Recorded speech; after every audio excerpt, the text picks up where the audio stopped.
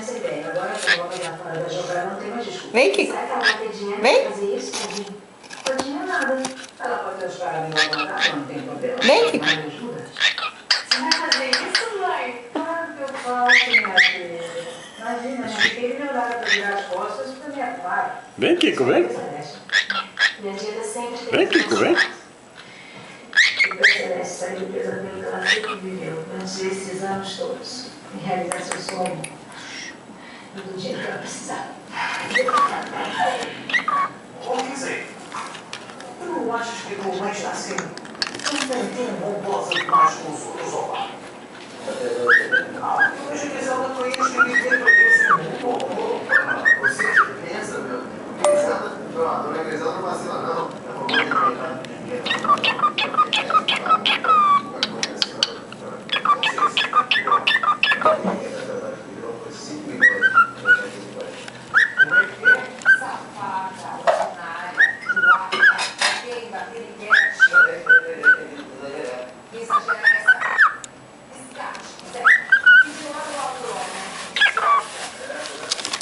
Vem, Kiko, vem.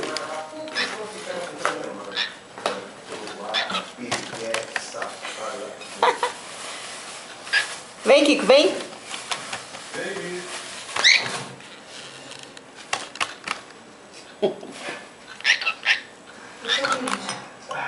China é o porto.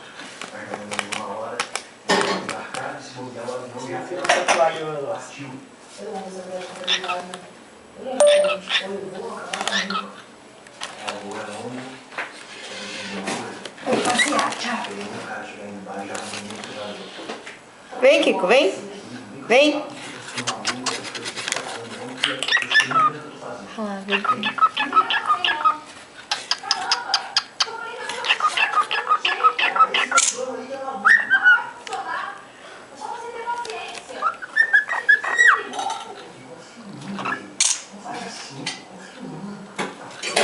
Vem, Kiko, vem. Vem.